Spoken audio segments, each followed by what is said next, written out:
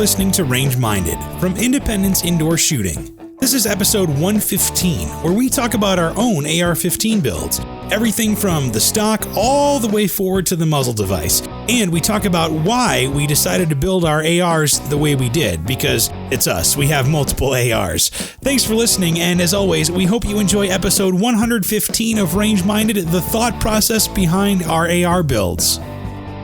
Hello and welcome to Range Minded from Independence Indoor Shooting. My name is Mark Long, and the cycling noises you hear are coming from. Could you hear that? It's Steve in the bunker from eastern Idaho. The undisclosed location in eastern Idaho, and if I didn't know any better, the eastern front. That's an AR that was cycling. That may have been an AR cycling, correct? Now there was no chambered, no ammunition chambered, right? Whenever I play with guns in the house, I hide the ammunition to keep from stupid things from happening. Yes, that's an important safety tip, is keep all the ammunition separate from your firearms if you're dry firing or anything like that. Definitely something to keep in mind. Please. So, but yeah, we're talking. I hear something on that end too. Yeah, I got something going on a little bit too. We're talking about ARs today, actually. Well, actually, all kinds of rifles. We don't have to keep it to just ARs, but considering that the AR platform is the most popular rifle in the U.S., that's where we figured we'd start. But yes. We're talking about rifle setups and why, because people talk about, oh, well, I have this or I don't have this or this, that, and the other. And kind of got me thinking that we haven't really talked about rifles all that much. And we haven't talked about what we have, what our setups are and why we have them that way. Or, hypothetically speaking, that is. Yeah. I mean, if I did have one extra, how would it be set up? Is that what you're saying? Exactly. If I had any ARs at all, this is how I would set them up. I wish I had one more. Well, that's actually, so we were just talking about this before we started, was that people own usually multiple ARs. I've got a couple, you've got a couple, at least in the safe that you're closest to.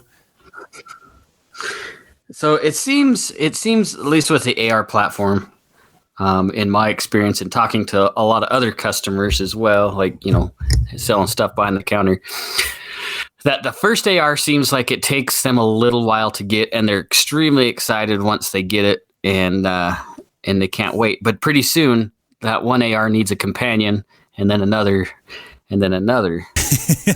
So it's and it's so easy. We've talked about how easy it is to build ARs in other episodes, and they're just a fun gun. Yeah, I mean, and that's the thing, is the AR platform is so modular. You can use, there's so many different use cases. You can make one in so many different calibers, different barrel lengths, different optics, different everything. I mean, it's basically, if you've been in the gun world enough, you hear it's Legos for adults, and it really is Legos for adults. Yes, it is. So just a little. Well, honestly, not even that much more expensive anymore. Have you seen the cost of some of those Lego sets? Yeah, I mean, what's the big one is the Millennium Falcon, and it's like from Star Wars, and I think it's like $400 maybe. Yeah, and I wouldn't be surprised if there's some that are more expensive than that. Oh, sure. Yeah, I'm sure you could probably build it a cheap AR or buy a cheap AR for the amount of the Legos catches sometimes. Yeah, maybe. Well, at the time of we're recording this, because maybe somewhere down the road somebody throws on this episode and listens in 20 years. Yeah. There's a slight shortage of AR and AR accoutrement. Oh, I thought you were going to say there's a shortage of Legos. Well, there is a shortage of some Legos too, but yeah, it's kind of tough right now to build an AR or any kind of semi-automatic rifle in that platform or similar for a reasonable price, like it used to be. It used to be really affordable, but supply and demand kicks in, and it's been really tough to find good parts at a good price anymore. Well, yeah, as of July 2020, we're in strange times right now, so it's hard to find a lot of things. I was just at the shop the other day, and ammo was basically twice as expensive, even for me, than what I was used to paying. So yeah. In the local gun store here, just last week, my sister-in-law was looking for some 9mm, and I sent her all over Idaho Falls, and she finally stopped at the range here in Idaho Falls, and said, hey, it's rationally figured by the end of this week. This was last week, so the end of this week, they would be out for maybe 6 months of 9mm, which sucks. They were out for 6 months? That's crazy. Wow. Yeah, that they figured they had enough to last till the end of this week, and then they'd be out for maybe 6 months. 6 months? You can't. They're not going to have 9mm for 6 months. That's what he was saying, and so she actually. So it was my sister-in-law, so my wife, her sister, and then my oldest daughter. They were out shopping, and they went down there, and so he ended up selling them. I guess that'd be 300 rounds because there was 3 of them there. So sure, but. So he was very kind to her. Anybody else, they'd only get, like I said, rationed out to 100 rounds. But yeah, 6 months is what they figured on there. Just because the huge amount of demand now from distribution is just crazy. Well, and 6 months from now is going to include an election. Oddly enough. So that might be a year. Oh, and yeah, who knows what the election will bring? It could be never again, too.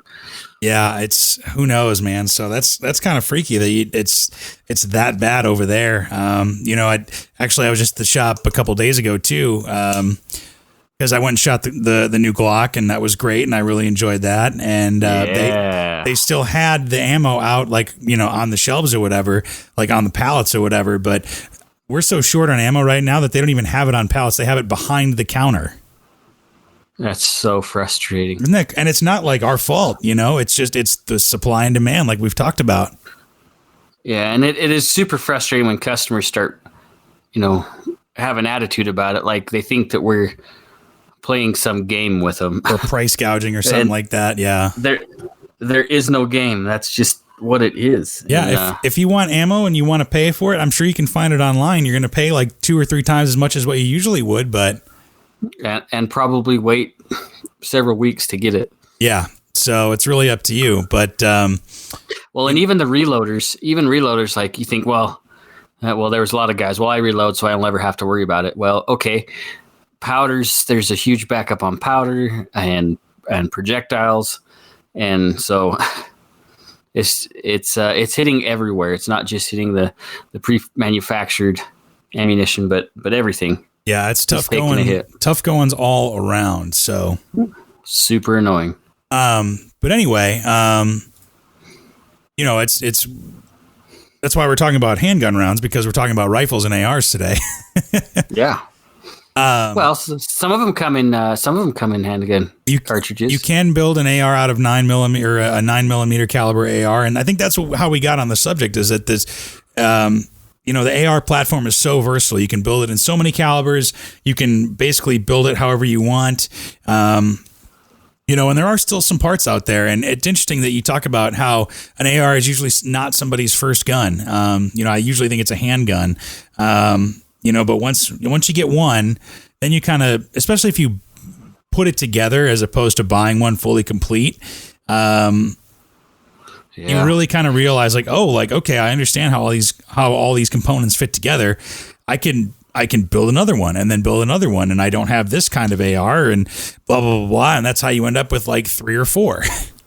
And I think that's why it takes so long for new gun owners to get to the AR platform is there's this negative stigma that, it's going to recoil and it's going to hurt. I was trying to get my mother-in-law to shoot on the 4th of July. We went shooting. Nice. And I was trying to get my mother-in-law to shoot an AR, and she didn't even shoot a gun at all. But first thing she said, it'll break my shoulder. It'll knock me on my butt. Oh, my gosh.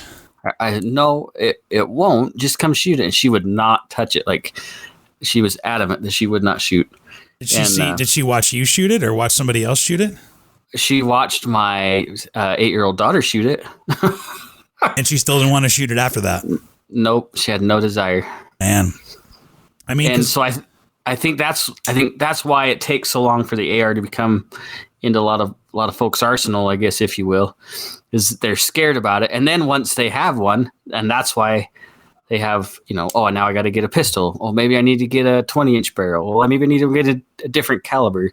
Or maybe I wanted to get into short barrel rifles, or I want to get into silencers or long range, or.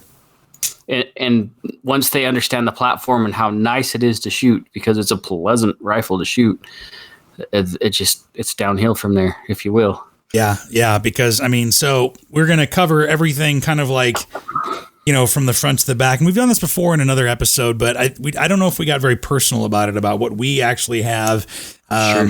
What our preferences are, if we were actually to own any of these rifles, for that matter. Hypothetically, right? And, and just kind of go from there, talk about different upgrades. But there is a reason why people own more than one AR, because they're so versatile, and you can, a truck gun isn't going to be the same thing as a deer hunting rifle. You know what I mean? But they could both be ARs. Absolutely not. Right. So I figured we could probably start at the beginning with the basics about barrel length, because that's kind of the most important thing to get into in terms of legality. Yeah, and I also think there's a lot of misconception with barrel length too.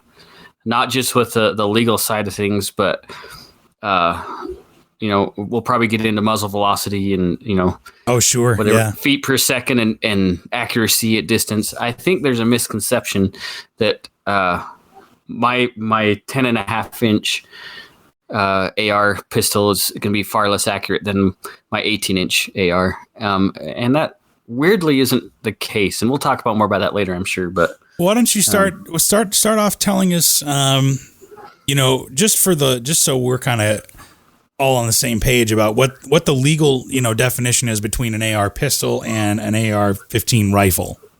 Okay, so according to the ATF, a rifle is anything 16 inches or longer. The barrel length. That's the barrel length. Now, barrel length would be measured from the muzzle device to the chamber. So if we're imagining an AR-15, if that bolt's locked home, we're going to be measuring from the muzzle device to where the face of that bolt is. So there's your barrel length. Now, like I said, 16 inches is what the ATF says. Now we can have a 14.5-inch barrel, but we have to have a muzzle device that is permanently attached. So if you imagine a flash hider, or maybe you have a suppressor or something, that has to be permanently attached to the barrel to make it 16-inch overall. Yeah, and by permanently attached, you mean like welded. Yeah, usually it's welded. And there's guys that try and skirt the system. They'll put a set screw in there and then put a dab a spot weld over top of it. Do whatever you want. That's your court case, not mine. But I would highly recommend not doing that. It's not worth your prison time just to have, 1.5 inches less on your barrel length. That seems a little silly to me. Yeah, well, and then you can get into. Why don't you get into it a little bit more about barrel length and muzzle velocity, because one of the big things is a lot of people talk about short, and we're kind of getting into the weeds a little bit, I guess, on this, but short barreled AR pistols where they're less than 16 inches. You can go down. I think the shortest one I ever had was a 7.5-inch AR pistol in 5.56, and it really depends on the caliber or whatever. But the shorter the barrel, the less velocity you're going to have in that round going out of the barrel. But depending on your use case, it might be a negligible difference. Correct. So now, you can go back and listen to we talk about pistol builds and stuff. You can go back and listen to that episode. I'll touch on it super quick if you don't. So the SBR, short-barreled rifles, you can go through the ATF, you can fill out some paperwork, and you can have anything shorter than 16 inches in a rifle length, or a rifle. Or you can go a pistol build, which there's some things. Go back and listen to that episode. We just don't have time to talk about everything in this episode. Right. Now talking about velocities. So if we go a 20-inch barrel, like an A2 or whatever, AR-15, you're going to be getting 3,000 feet ish per second, depending on the cartridge that you're shooting. Let's just say, for the sake of the argument, 3,000 feet per second. Once you start dropping that length, if you think about how firearms work, right, as a controlled explosion, and you're launching a projectile down this tube. So the longer it stays in the tube, the more it's going to collect that energy from the explosion, and the more velocity you're going to get. Okay, does that make sense? Yeah. Okay. Now, as that projectile goes down the barrel, it passes a gas port.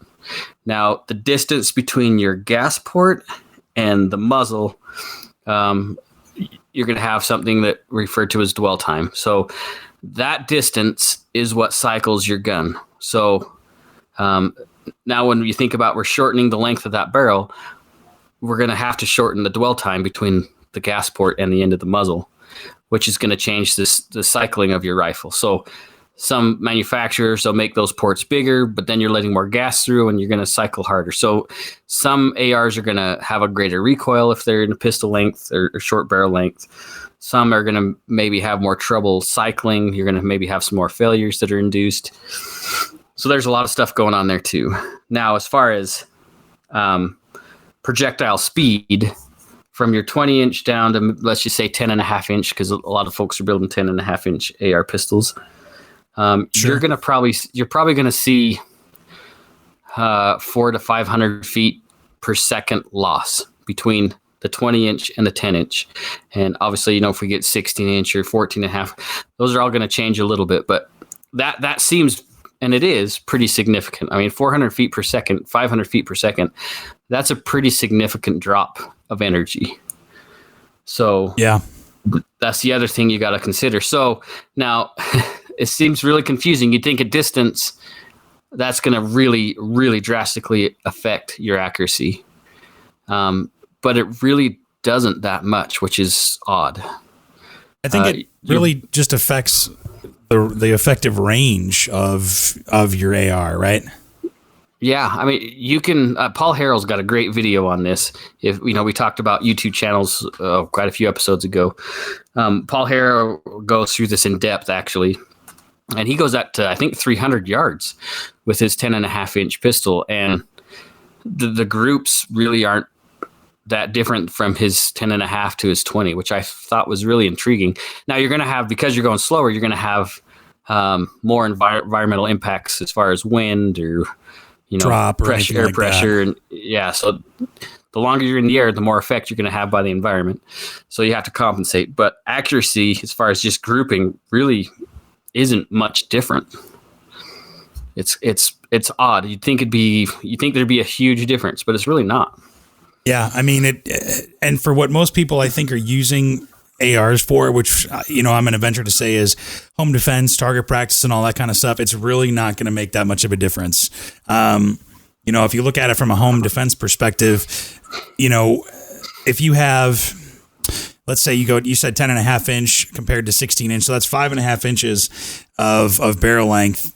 Mm-hmm. Versus 5, 6, 7, 800 feet per second difference. If you're, defending your home and discharging rounds at maybe, 7 to 10 yards with an AR, would you rather have the maneuverability of a gun that's, 5, 6 inches shorter, or would you rather have something have the velocity of the round go through faster?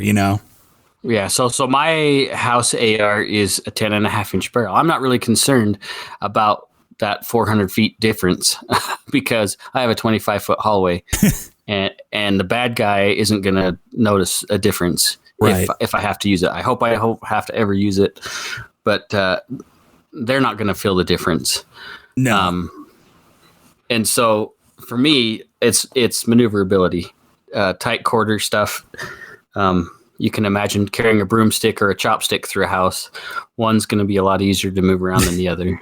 Yeah, that's a good way of putting it. Now, I mean, obviously, when you're going for like long distance shooting or hunting, or maybe some kind of long distance competition or something like that, all of which are appreciable uses for an AR, then you might be considering some different, just like the difference between a competition Glock and a concealed carry Glock. You look for different things, different barrel lengths, different, triggers, in each, Right.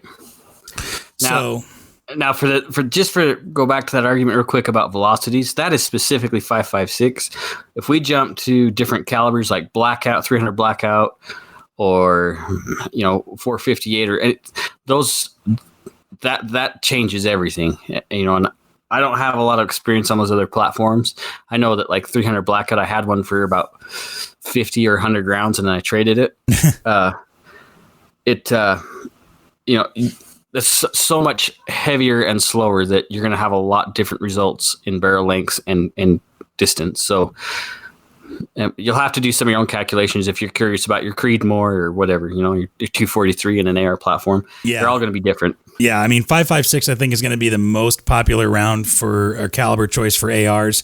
But yeah, 300 blackout. I mean, that's why a lot of people, if they have a 300 blackout, you'll see it in a shorter barrel, or you'll see it with a silencer or something like that, because it's going to have different characteristics. Same thing with, AR9s, as you could call them, is that the barrel length is going to be different, and it's going to affect the velocity of that round differently. So. And honestly, the function's different in the PCC, the pistol caliber carbines, than they are in a gas impinged AR. It just runs differently. Yeah, well, and your use case is going to be different too, for that matter. So, but one thing we'll say, and we touched on it at the beginning a little bit, is that if you do have an AR pistol that's shorter, the barrel is shorter than 16 inches, you have to have a pistol brace on it, or nothing at all. You can't have a stock on it, or else you're going to get a visit from the ATF. Yeah. And it's not like they're watching everybody, but chances are you're going to be posting something on your social media. Something's going to happen, and they may or may not find out. I mean, that's just something you're going to have to do on your own. I would highly not, recommend not doing that, just because I enjoy my firearms and enjoy my rights. I'm not going to risk it doing something stupid. It just doesn't make sense to me. Well, and that's one thing I'll say too, is that, one thing that, was kind of interesting to me, I learned a couple of years ago, is that putting a pistol brace on your AR pistol is one thing, but you cannot modify that pistol brace at all, because let's say you have a pistol brace and I have one right here. It's like the Shockwave. It's just a molded piece of plastic that's a great pistol brace or whatever. And the ATF has kind of gone back and forth, but has mainly come out and said that you can shoulder your pistol braced AR, as long as it's not the primary use or whatever. But it's not very comfortable to have that, hard plastic against your collarbone and your shoulder and your clavicle and all that kind of stuff. So you may think, okay, well, I'll put like a pad there or whatever. That actually constitutes, improper use, and you can get in trouble for that. So yeah, you've just modified it into a stock at that point. Yeah. So you want to make sure you're very, very careful about, any kind of modifications, or just don't even bother modifying a pistol brace. You put it on there and that's about it, Right. So, but I mean, there are great options for both pistol braces and stocks, on either side of them. For me, Magpul can't go wrong with, their bare bones. I can't remember the acronym at the moment, but I have a CTR stock on mine. Mm-hmm. It's adjustable, and it's got a lock on, so it kind of locks into place. It's not going to move one way or another. Their UBR is really, really cool. But it's also $200. So, you can spend as much as you want on. Yeah. I like a lot of Magpul stuff.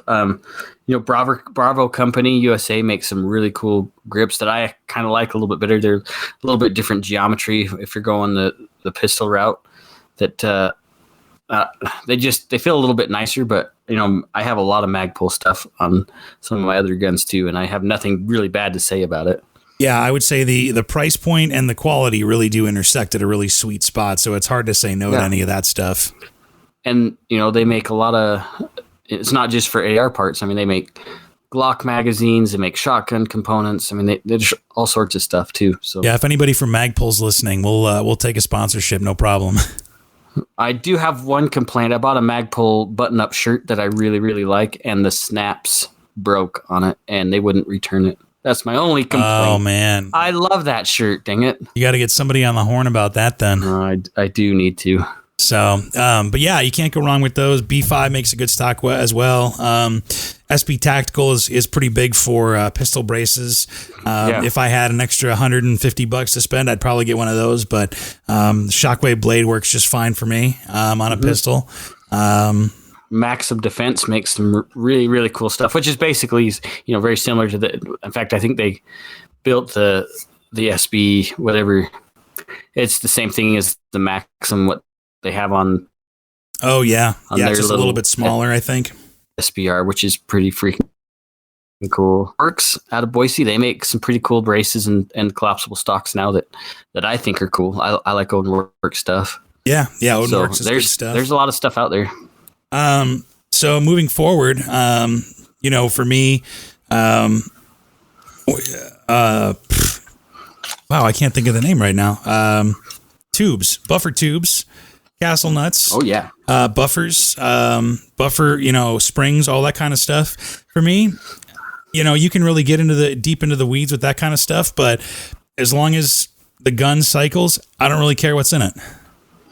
So buffers and buffer tubes and springs, they get really confusing to me. So I can never remember the right combination, for a lot of stuff. So I usually talk to Jeff or Cody or Dakota. Like, sure. I'm like, hey, I got a problem. What's going on? And you'd think I'd retain that information because I've had to talk to him more than once, but I just like shooting. I forget stuff. Here, fix it. Give it to them. They fix it, and then I go shoot again. Yeah, I want to shoot it again. But we could I'll spend a couple of minutes here talking. And you can correct me if I'm wrong about kind of what the buffer tube and the spring and the actual buffer all are. But when you fire the gun, the bolt comes back. Because of the gas. Being fed off in, you were talking about that dwell time. The gas comes back, fed through the bolt carrier group and through the gas port, and that drives the bolt carrier group back, which forces the buffer and the buffer back, which compresses the spring into the buffer tube. Correct. And then the compression of that spring plus the weight of the buffer, which is basically just a big weight, is going to determine how fast that spring is going to be compressed and also how fast that spring is going to decompress and load a new round into the chamber, with the bolt carrier group being pushed back from the spring compression. Right. Yeah, that's exactly right. And so that's where buffer weight and spring tension, I guess would be the right word, come into play. And honestly, even, there's a lot of really cool bolt carrier groups out there now that are lightweight, titanium or whatever, and that can influence the speed of which, that bolt cycles. All that has to work together correctly to make sure that you're ejecting and feeding, each cartridge. And so yeah, sometimes there's a real fine balance. You might build something really cool that you're excited about, and, you screwed something up. Yeah. Luckily, oh, go ahead. I was just gonna say you could build an awesome AR with a, maybe, and like I said, I don't know the details too much or whatever, but you could have too heavy of a buffer and too light of a bolt carrier group, and it may not actually cycle that well, or you may have more malfunctions than something that's set up properly. So make sure you kind of do your research if you're gonna do something super light, or and then it with suppressors too, because the feedback of the gas is going to affect all that kind of stuff. Correct. My thing is always, if it works and it doesn't jam, then I'm cool with it. And to make it more confusing, and I think we've talked about this before too, is you can get adjustable gas blocks, you can get adjustable bolt carrier groups, and now, like Odin, for example, we talked about them a second ago, they may now make a buffer that you can pull apart and change the weights. And so you can fine tune everything to get exactly what you want, but it can also be really confusing if you're, pretty new to it and you're trying to dial something in and you go the wrong direction, then you forgot how you had it set up in the first place. So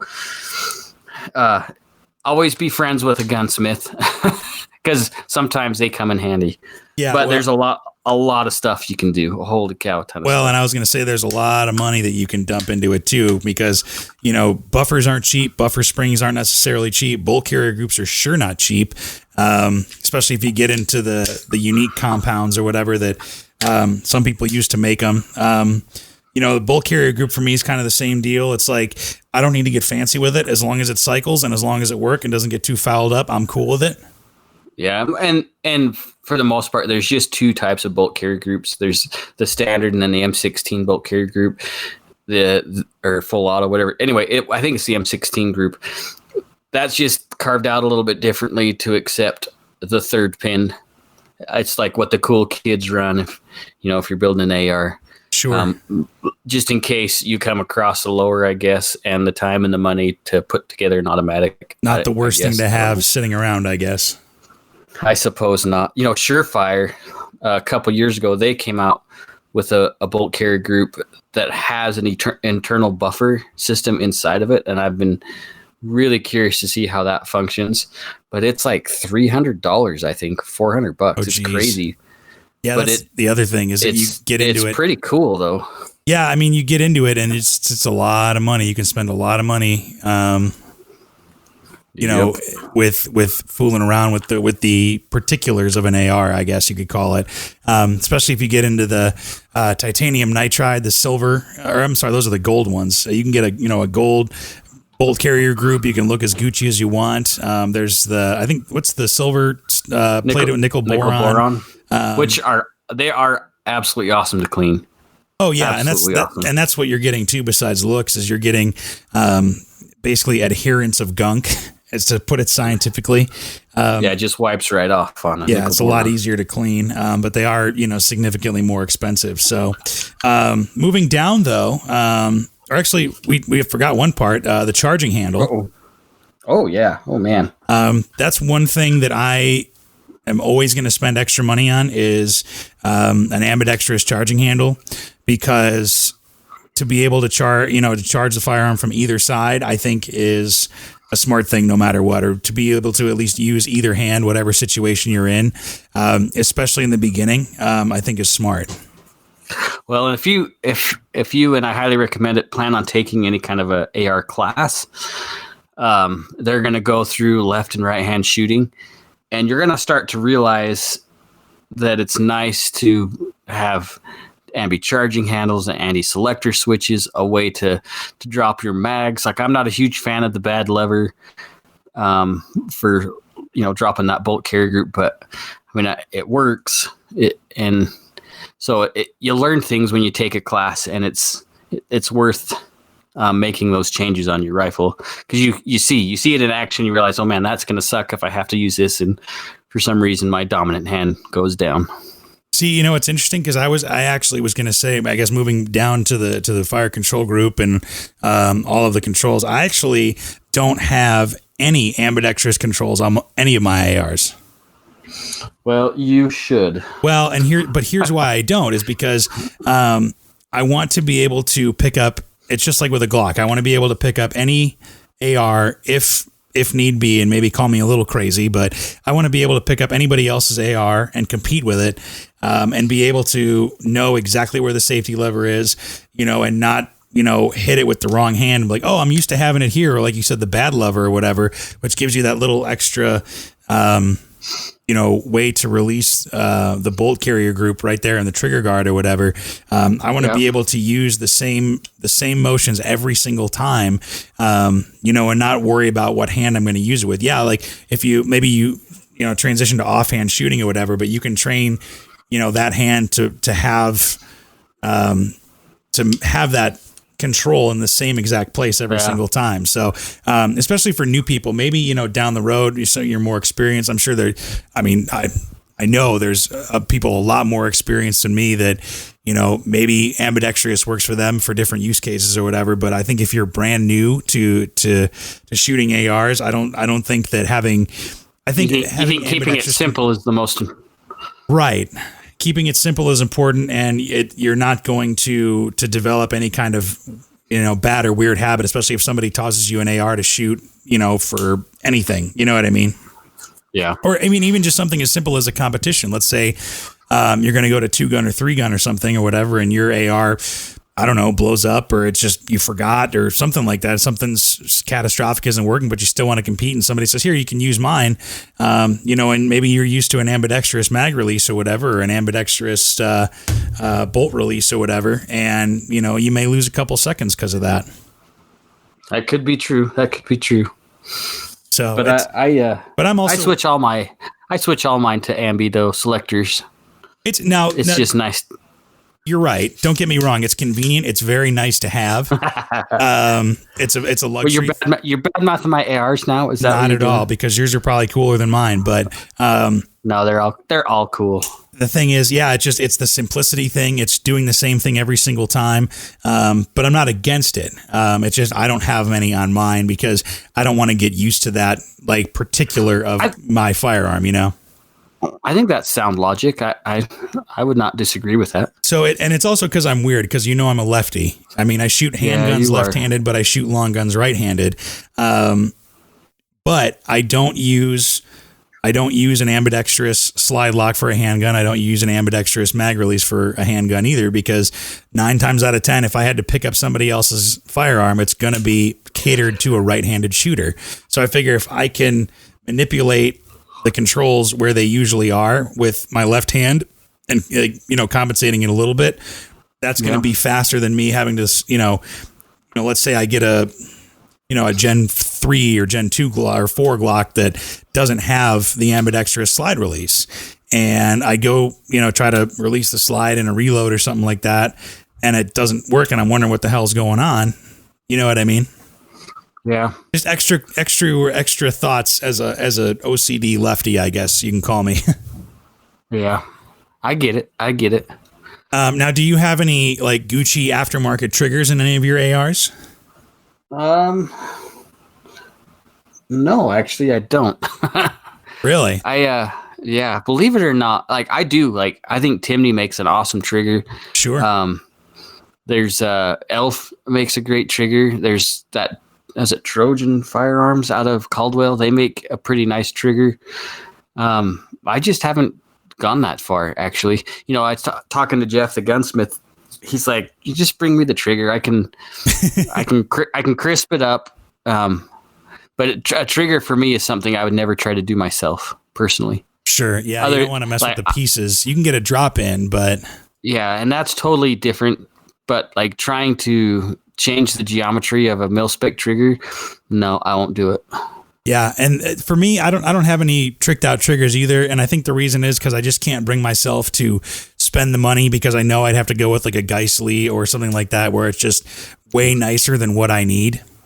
Yeah, and they do feel fantastic. I can't remember the name of the trigger. A friend of mine built an AR, and he had a little trigger that had it was completely vertical trigger face, but it had a sleeve that would just roll back or forth, almost like a tube, and the trigger face wasn't flat. It was just this thing that would roll. Imagine a straw on the trigger that would just spin. And that's weird. The logic behind it was it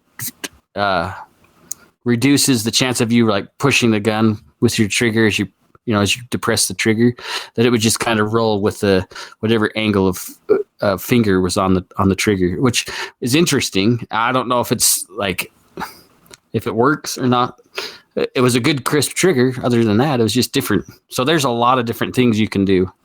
Yeah. And that's one thing I'll say about, the AR world. If you really get into it, you want to say that there's no innovation happening in the gun world. Dive into the AR world and you're going to find a replacement piece for every single piece of your AR that's going to at least claim to be better, faster, lighter, stronger, whatever. Yeah, and that's kind of the only place innovation can go right now. I mean, very incremental. Yeah, there's not some amazing new platform that's come out that cycles differently or whatever. I mean, the function of the firearm hasn't changed in 40 years, 50 years at least since Stoner came up with the platform that we use. Which honestly was used before anyways. In reality, the gas impigement's been around for a long, long time. Yeah, it's been around for a while. But I mean, just the whole modularity, I think, lends itself to having, so much innovation in one piece. or in every piece of the firearm, you know? Yeah, I would agree. I'll tell you one thing that I'm actually very particular about when it comes to like the fire control group and all that kind of stuff, and or rather the controls or whatever, is I'm very particular on a grip. Yeah. Because the standard A2 grip that'll come in any kind of parts kit you get is garbage. Well, it's just standard. It's generic. Yeah. So like this AR I just picked up right now. This is one that I built. It's on a 2A lower, and it's got a bootleg upper. Pretty fun little gun. Honestly, I haven't even shot this yet. It's my most recent build. But I bought one of those Bravo Company pistol. And I don't remember what model this is. But you're right. Getting rid of that A2 grip is... it's like the first thing you do. Yeah, and then you don't even save them. You just throw them in the garbage. Yeah, if you wanna make a relatively cheap modification, let's say you just bought an AR, a basic AR-15, either a Ruger or even a Colt or I'm sorry, a Smith & Wesson or even an FN or something like that. Get rid of that. Get rid of that A2 grip. And get something else like I have a Magpul MOE on mine. Bravo companies are great. You can find any kind of grips, and what it does is it changes the angle, in which you're gripping the firearm, which does make a whole lot of difference in comfort, and just not having those finger grooves, man. Yeah, and it's amazing what just a few degrees can do with this, as how it feels like. Say if you're doing a small gun, a short barrel rifle or a pistol, compressing that gun up to you, that A2 angle just is super uncomfortable on how it feels. And so you just make that a little bit more vertical, and it's amazing how different it feels and how more comfortable it is to shoot. Yeah, and how much better your shooting can be in that regard. Well, because you're not fighting the gun at that point. And that's the most important part is being comfortable behind the firearm, because then you can be repeatable. Yeah, any way you can kind of make it more natural, more fit to your body and anything like that. And, most grips, are usually between $20 and $30. It's not that expensive, at least compared to... No, it's pretty cheap. So you can afford to experiment or whatever. But yeah, man, that A2 grip is garbage, at least in my opinion. Yeah. Yeah, there's, like I say, you change it and you just throw that one in the garbage. You just don't... You don't keep them around. Don't even mess with it. So, but moving, I guess, up, we could talk about optics. We don't have to dive totally deep into the optics world, because that could be a whole episode on its own. But we really need to find somebody because optics are not my strong suit. Like, I'm not scared to say it. But we need to find somebody, and we'll have somebody on the show that we can really do a deep dive on optics, because we can talk red dots, which we will. But once you get to magnified optics, it's a whole nother animal with your rifles. Yeah, especially with, depending on what you're going to be doing with it. So, and then not to mention like holographic sights like EOTech or whatever. You can't really go wrong with, if you find a major brand red dot optic, whether it's, Vortex or Aimpoint or EOTech, that'd be holographic, but or even like Right On or Holosun. Everybody what's SIG? I think Sig Sauer there with their Romeo series. Yeah. So that gun I just referenced, that bootleg upper. So I've got my EOTech on there. I've had that EOTech for a while. I don't mind it, but honestly, I really like my Vortex, my Spark AR, and it was a fraction of the cost, and it runs on a AA battery. Like, the battery doesn't die if I don't take it out. That's my complaint on some of those expensive ones, and I know they've changed. This is an older EOTech.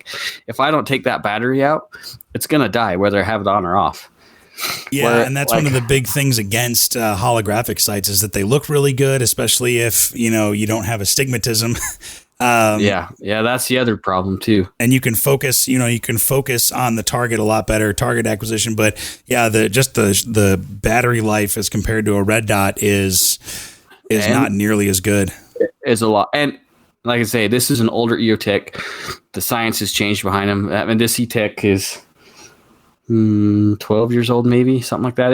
I've had it for a while. Yeah, but hey, it still works. It does work, and I don't have many complaints, and it works. It's compatible to night vision, which is also a lot of fun. Yeah, for sure. But my ride-on stuff, like I've never had any issues with my ride-on stuff. I've got a Burris on one of my other AR plus pistols. Like I said, I got a couple of Spark ARs on some rifles, and honestly, if you stick to anything other than what you might find on Amazon for really cheap, you're probably going to be fine. Yeah, I mean, if you go the red dot route, with something that you've heard of before. I mean, even like Buzz Market Primary Arms a little bit or whatever. There's, granted they're made in China and, take from that what you will or whatever. But I mean, I've seen comparisons on the internet where those are, perform just as well as some of the other high end, red dots or any kind of optics. You don't have to spend a ton of money to get a good optic. One of the things that I really like optics wise, because I have astigmatism, because I'm blind as a bat, even though it's a little bit heavier, is a low power variable optic.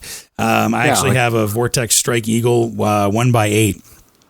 And I love that Strike Eagle platform.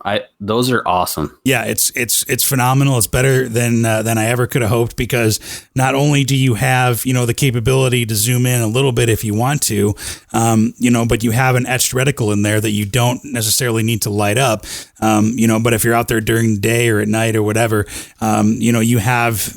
I think it's a CR123 battery in there that lasts a good long while. It's like 12,000 hours or something. Yeah, so like continual hours, not just like, I put this on 11,000 hours ago, it's going to die. Yeah, you can leave it on all the time, but having the option to have just a black reticle or an illuminated reticle is great. And the cool thing is, unlike a holographic reticle, it is crystal clear no matter what. At least for my eyes. You brought something up that Rob and I, actually, old man Rob and I, had a little bit of an argument about, which was glass and where it's made, particularly on magnifying optics. Now, To be fair, I'm going to be straightforward. I'm still pro staff with ride-on optics, and this is where this whole argument started, because he's like, "Well, I'm a Leupold man, buy America," and that, which is fine. Leupold makes a great optic. Sure. Out of Oregon or Washington, I think they're out of Oregon, and. So, okay, great. But here's the next. He's like, well, that ride-on stuff, that's made in China. So I just did a quick Google search, and not to bag on Leupold, but all their affordable stuff is made in China. Really? And all their higher-end stuff, the glass, is made in Japan. Almost all the new glass that we're getting, whether it be high-end Vortex, ride-on stuff, probably a lot of that stuff comes out of Japan now. Mm-hmm. And they make great glass. Like, that is not to discount the glass. They make fantastic glass, and they're doing it at an affordable price. That's why we're not going to German glass, right? Because once we get to European glass, that's why you're paying a lot for Zeiss and the other guys. Now I just forgot. Yeah, $5,000-$6,000 optics. Right. Now, granted, they're amazingly clear. I mean, you're getting what you're paying for, but don't get stuck with, I'm going to strictly buy American made, because all their stuff gets imported. It's just assembled in the United States. Ride-on stuff's assembled in the United States. Leupold stuff is assembled in the United States. Vortex is assembled in the United States, but their stuff comes from other countries. So you're still supporting America when you're buying them. That's great. Just be mindful of it, okay? Don't get stuck in this, that stuff's crap because it comes from China. Well, almost everything we get anymore comes from China. Yeah, and you'll notice the difference in the price if you're going to get something that's American made or sourced from outside of America, or sourced from China for that matter. But you can do your research. You can find out where your stuff comes from. So, that's a good point. Kind of be informed about what you're getting, where it's from. And like I said, usually the price is going to be reflected in that, Absolutely. And like I say, there's a lot of great optics that are out there that are affordable. Now, stuff I tend to lean away from is there's a lot of, we talked about Amazon. A lot of that stuff's built for airsoft. It's not going to handle recoil, especially, honestly, when you get down to 22 caliber. The recoil impulse is different than larger rifles. It's just not going to last. So avoid wish.com or Amazon. Go to a brick and mortar store, or go to a true online source that you trust. and spend a little bit of money. Well, and the other thing too is, optics are very personal. It's very personal choice, and you don't know until you look through it. You could, like, for example, like I didn't even know I had an astigmatism until I started looking through holographic optics, and I go, what the hell? These are all blurry or whatever. And like, no, these are crystal. How does anybody use these things? Why are these $500-$600? And then I realized, like, because I'll even get a little bit of starburst with lower quality red dots or whatever, and I'm like, I have bad eyes, so I need to learn how to compensate for those bad eyes. And so but you don't know that until you look through it, I would feel bad for you if you spent $600 on an EOTech and that's how you find out you have an astigmatism, or even an aim point or something even more. Yeah. What's interesting is I've been talking a little bit to an eye doctor here on this side of the state, and he's a long range shooter. So I've been tempted to, try and work with him a little bit more to how to resolve some of these things with good shooting glasses. And I know it's out there, but maybe there's going to be another avenue somewhere. Sure. Well, and you mentioned long range as well. That reminds me that we should probably get not only Sarah back on, but Dennis as well. Talk about long range and about optics. Dennis and Mike both, where they teach together. Sure. And they're both amazing. Those guys are awesome. Yeah, because we haven't done an episode on long range, and we could do one on optics with them too, I bet. Yeah, I think they'd be down. And they would be the perfect people to talk to because they have a lot of life experience to go behind. Yeah, exactly. So, but moving along from optics, we could talk about hand guards, and I also wanted to throw in vertical grips and angled grips as well. What do you got? What are you rocking on yours? So, because I've got a few of these out, if we're staying the pistol length, because I haven't done the SBR thing, I found Magpul, again, they have this little finger groove set thing that you could buy, and I only used one piece off of that, and I didn't use the rest of it. So I spent whatever it was, $40 on the little finger groove set for the AR pistol setup. Oh, for like, but it's just stop. Yeah, and that's exactly what I did with that one piece. Is my index finger goes against it, and that's where I know my index points are. No pun intended. Yeah, that's yeah. But obviously, with an AR pistol, we can't do a vertical foregrip. So again, we've talked about that in previous episodes. Right. And I'll just go ahead and say that some people, and I'm probably going to say it incorrectly, but some people will say that it's, if you have an overall length of over 26 inches, even with a short barrel, you can have a vertical foregrip on it. But my philosophy is on that, not even worth like tempting fate. Nope. I'm not going to dance on the line like that. It's not worth it to me. Like you said, that's your court case to decide. Yeah. And I promise you the government has a lot more money than you do. Yeah, and time. Yeah. So on mine, I haven't said this yet.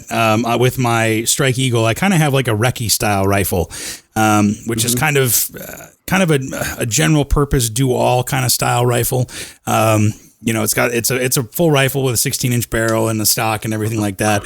I actually have the old style MOE mid-length handguard on it. Not even M-lock or anything like that. It's just an old 2-piece drop-in, not even free float handguard on it.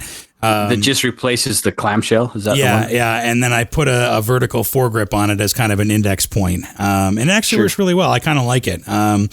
It's nice thick plastic. So, like some rails and stuff that are really thin or skeleton knives get really hot.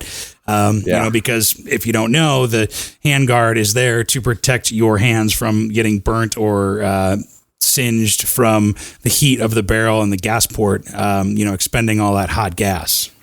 Right. So here's like another one of my rifles here. Look, can you see it? Yeah, it looks great. So this is kind of I guess it'd be like a duty style length rifle. It's a 16-inch rifle that I actually put an angle foregrip on it.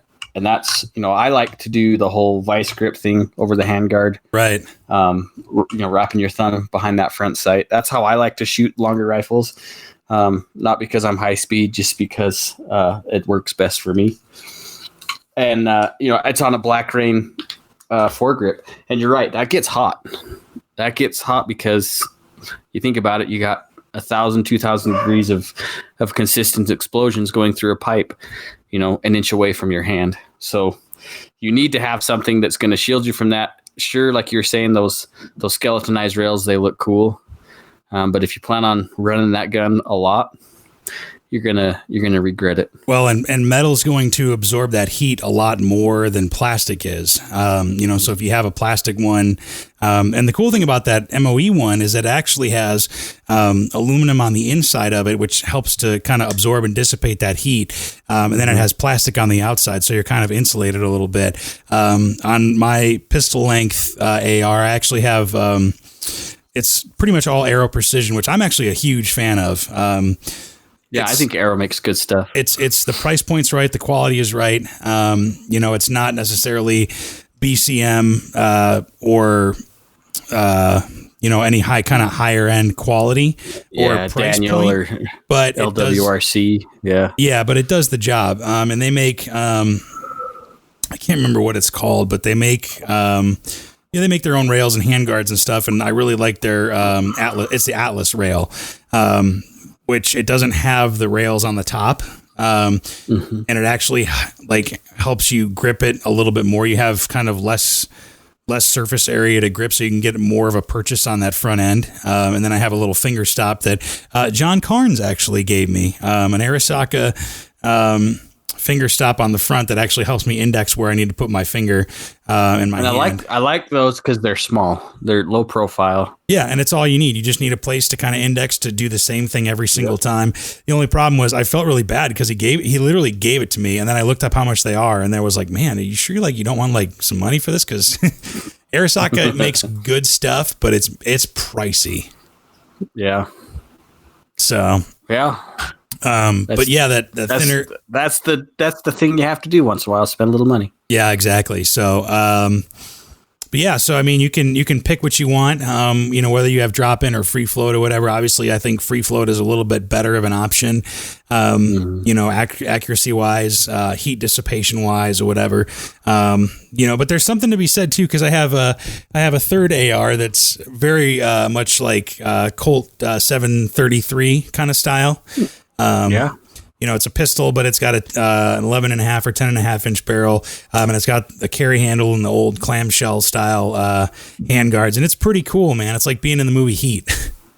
Nice. So I'll say it's a PSA style one, and I'm cool with that. A lot of people rag on PSA, and it's not something I'm going to take to war by any means, but for screwing around and just having a good time enjoying my rights, I don't mind spending the money on them. Yeah, I mean, I got the upper. It was an Anderson lower, so it was like $50. The parts kit was like $50, and then the upper came with everything completed for like $320. Can't worry about that. No. And I don't think you can find it for that anymore either. Yeah. This was like a year and a half or 2 years ago, but yeah, you get the picture, and it's a fun, cool. That's the other thing is like, you watch the movie Heat, or like Max Payne was a game I played as a kid or whatever, and I was like, man, those are cool. Like I want one of those one of these days, and now I have it. It's kind of a safe queen a little bit, or just a fun gun, but nothing crazy. Well, and there's nothing wrong with stacking your safe with ARs anyways. Right. They're not going to go bad. No, they preserve well. But anyway, moving ahead to a little bit more forward, talking about lights. Do you have a light? Yeah. What kind of lights do you have, if any? So I do. And honestly, they're really not anything special. So on this one, I actually have a TLR1. Okay. Which is fine. It's more of a handgun. Actually, both of mine with the lights on them, they're just the TLRs, and they're fine. Would I like something maybe with a pressure switch or something? Yeah, I think so. But practicality is all I'm down to. It's in the safe. I might as well be using it. Sure. That's not true. Actually, one of my other ARs has a Phoenix on it, which is like, I think it's 700 lumens or something. And it does have but it has the thumb switch. It doesn't have a pressure switch on it. I'll tell you what, man, going from a thumb switch to a pressure switch changed the game for me. So when I built this arrow pistol build, I was like, you know what? I want a pressure switch, and I want something that, sits kind of off center a little bit, kind of out of the way, this, that, and the other. And so I went with a Streamlight ProTac, which, I mean, if I had the money for a Surefire, yeah, you'd bet I would buy one. But the ProTac is about half the price. You know what? I think Surefires are cool. They make some cool stuff. But Streamlight is honestly, I can't really tell a lot of the difference sometimes, other than the price point. And I know there's somebody out there, some gadget geeks, like, are you kidding me? They're so much better, and they might be. I have a Surefire, and it sits in the backpack, and I never use it. Really? My Streamlight, I have all the time. Yeah. So for whatever that's worth, and maybe it's because $70 compared to a couple $100, I guess. Yeah, I think my ProTac was 110 with the pressure switch and everything like that, and I did have to buy an Arisaka M-Lock mount to make sure that it mounted to the Atlas rails, which was not cheap, but I know it's never going to fall apart on me. But the pressure switch is super cool because not only can you index with with that finger stop or that hand stop or whatever, but then you can also index with your pressure switch too. The only thing I see a lot of people rocking the pressure switch on the very top, and I can't do that because I don't have those rail attachments on the top like most other hand guards do. So I put it on the side, and having my thumb there actually is actually kind of nice because I can use like the tip of my thumb to just have a pressure on, let go off, or I can use my first knuckle for a click button, and then it's constant on, constant off. Right. So, but then again, that's just what works for me. I think that's what makes sense to me after spending a couple hours messing around with it. And the other thing too, I'll have to say is that I did have to jerry rig the pressure switch mounting because normally there's like a rail attachments that'll make the pressure switch sit into it. And there's no M-Lock screws, that you can just screw into, screw the pressure switch into the M-Locks on the other side. So I had to actually hog the holes out and buy aftermarket Magpul M-Lock screws to attach it to the rail. So it's not going anywhere anytime soon. At least it better not. Yeah. And sometimes, and that's the other thing with lights is you have to figure out your wiring situation, obviously, especially if your light's on one side, and your pressure switch is on the other side. But that speaks to your, having just a thumb actuated where you don't have to worry about wires at all. Yeah. And light placement could be a whole nother philosophy on itself. And just do your own research. If you do have a light on there and you're not sure where to put it, do some homework because there's some philosophy out there of why you don't put it on one side versus the other or top or bottom. So it's a long conversation. We don't have to get into it, but there's some interesting philosophy out there of light placement itself. Yeah, and I think a lot of it comes down to personal preference as well, Yeah. So I think you're right. But yeah, the other thing too, and I wanted to bring this up, is that the other thing to consider is that if you put, you don't want to put too much stuff. We've talked about kind of all the stuff we have or whatever. But I mean, you see people that have, lights and bipods and, foregrips and XYZ and this, that, and the other, whatever. One of the things you have to worry about is weight because like, I actually really like a lighter AR. I like being able to hold it in one hand, but I also understand that, the heavier the AR you have, the more it'll recoil, mitigate the recoil. But, you really have to find that balance between, weight, lightness, and having exactly what you need on there, Yeah. And just because it has an auxiliary rail doesn't mean you have to fill the space on the side of the gun. Yeah, exactly. So, just something to keep in mind. For me, I try to keep them as minimal as possible with the stuff on there. And it kind of depends on the purpose, right? So I have an AR that's set up for a little bit more distance, and so sure, I'll put a bipod on there, but I'm not going to put my flashlight on there. That would be pointless. Right. You really have to think about what your use case is. Yeah. Yeah. And build for a reason. Like we both had, sounds like anyways, we have some shorter guns for maybe in-home defense. And so, yeah, absolutely, I'm going to put a light on there because I got to see what I'm shooting at. And, maybe I have other things on there too, but it just, you got to, if you're going to build one, build it for the purpose of what you're going to use it for, not just because, this would look cool. Right. Because then it's going to be heavy. You're not going to want to shoot it, and then you're just never going to use it.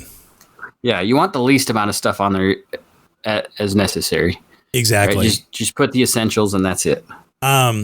So moving forward, though, I think that really basically just leaves us to the muzzle device. And there are plenty out there. To say that's a whole nother episode on its own as well. Yeah, and so I guess we could say this: there's a difference between, oh my gosh, a flash hider or a compensator. Right. They're two very different things, and the name should give it away exactly what they do. So a flash hider, a flash suppressor, I guess you could say it too. Like, for example, if you look at the standard A2 bird cage, those little vents on the end of there are designed to push gases out in those directions and dissipate that flash. If you've ever seen an AR without anything on the end of it, like, it can be really bright and it can bark a lot. Sure. The idea of this obviously was in wartime, I guess, is to, two, honestly. So not to give away or put a signature of where you're at, and to keep your eyes in nighttime shooting, keep your eyes from getting blinded from flashes and reducing your efficacy.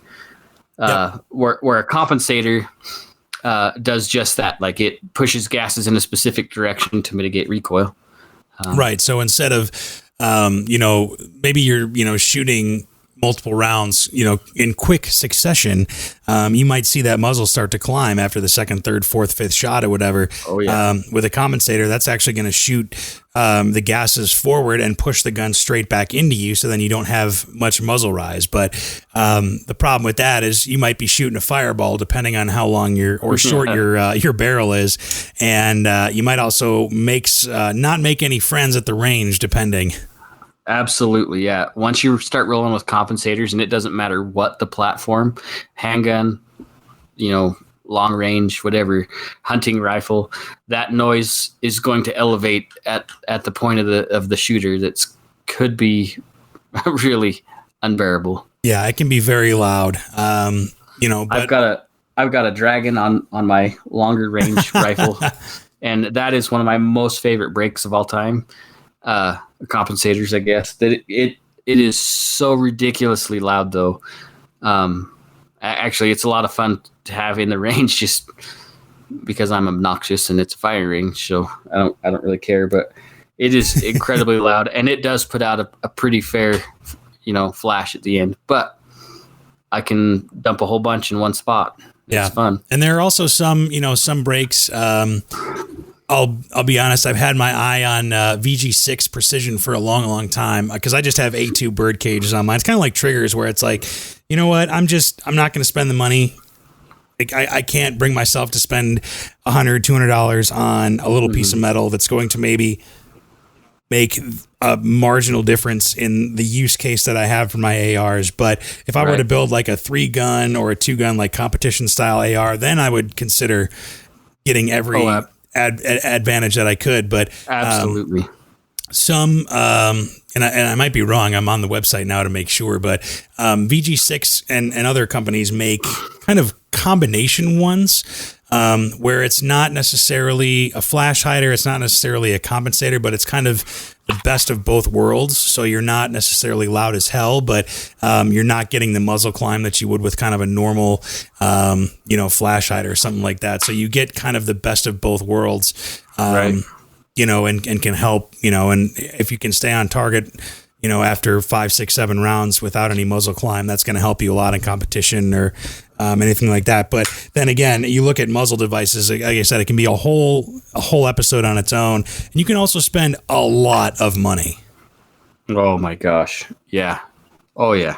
So you gotta watch out for that. They get ridiculously expensive. And here's kind of a funny, maybe it's a little more anecdotal than not, but the bird cage. Mm-hmm. So I think it was the Firearms blog. Actually, they did a story on which one's the best one, right? Was it the great like muzzle device off thing? Yeah. Yeah, they tested like hundreds of them. So they spent a lot of money. They did a whole, and the standard bird cage was the most effective. Isn't that crazy? And they're the cheapest. I just thought it was funny. Yeah. So, maybe all that military research and studies, maybe they actually did something good for once. Yeah, they came up with something. So, I mean, that mainly mine, it's not because I think it's the best, even though it might be, but it's usually what comes with a barrel, or they're $5 on Brownells or whatever, or a Midway or wherever. And some people even just have them laying around. And you know what? Good enough for me.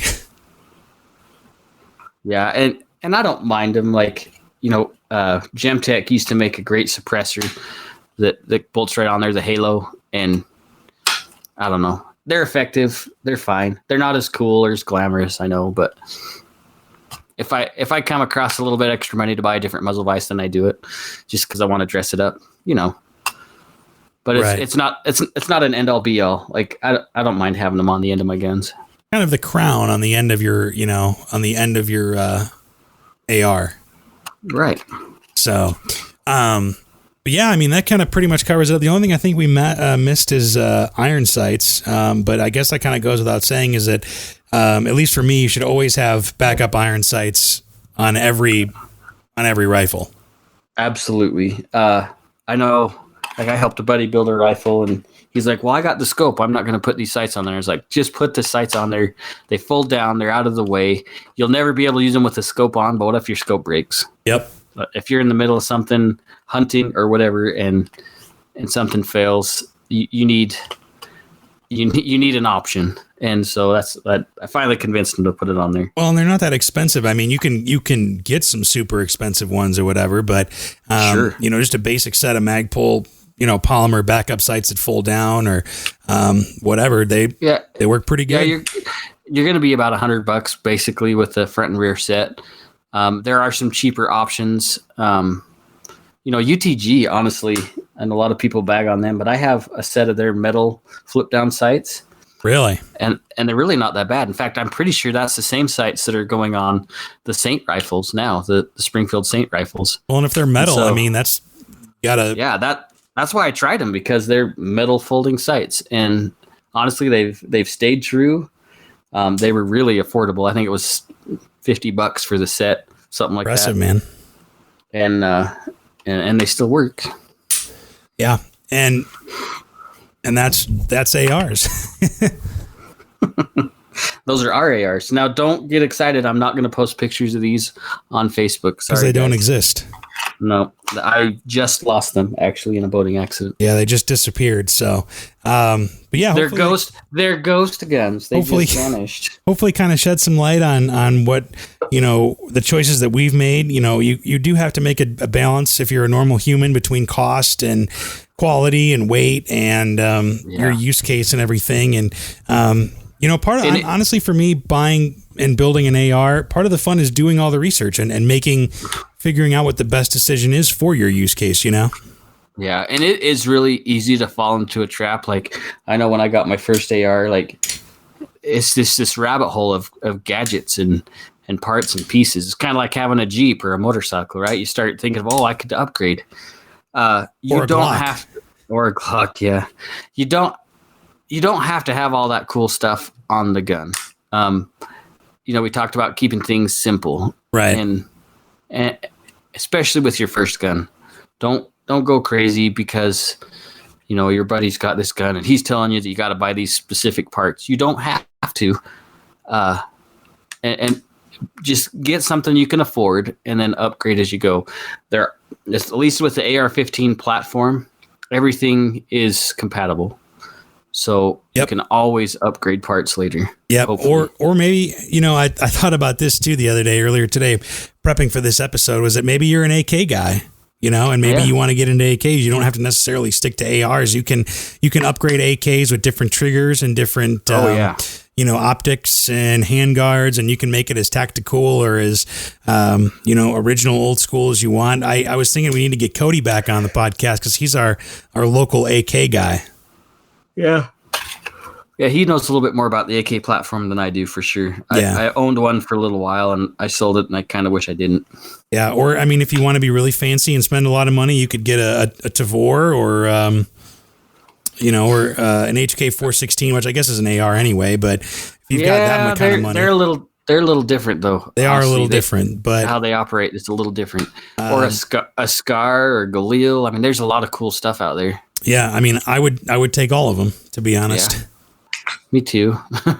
So, but yeah, hopefully that kind of helped you out a little bit, especially if you're new to ARs or whatever. Maybe you bought, you were lucky enough to get your hands on one during this weird time, and you're thinking about what to do with it. I would say just if you can find it, buy ammo and training, and then figure out where you need to go from there. Or just go buy a grip. Yeah, because that'll really change the game. And even if you can't find the ammo and you've got money to spend, take a class. Take some kind of a defensive carbine class or something. They are a ton of fun. John, I know he teaches some of our classes there, and they're worth it. 100%. At least get to know the platform, because there's a lot more cool stuff you can do once you know how to use it. Well, and being able to even just to take it apart and and learn the different pieces and how they all function together, that helps you understand the function of the gun and how to use the gun a lot more as well. Once you understand how the gun cycles and how it works, so there's a lot of fun to be had in learning how it works and learning to shoot it well. Yep, I agree. So, but if you think we missed anything, or maybe you have your favorite upgrade, let us know. Podcast at iishooting.com, or find us on Facebook at Range Minded Podcast. Same thing on Instagram as well. If you're brave enough, maybe share your AR in a photo with us, and we'll roast it. Yeah. Just cover up those serial numbers. Yeah, there you go. We talked about that before too. Yeah, you never know. Google can pick up numbers pretty easily. So yeah, it's kind of crazy. So, but thanks for listening, and we'll talk to you next time. Okay, guys, be safe. Take somebody shooting. Yes, see ya.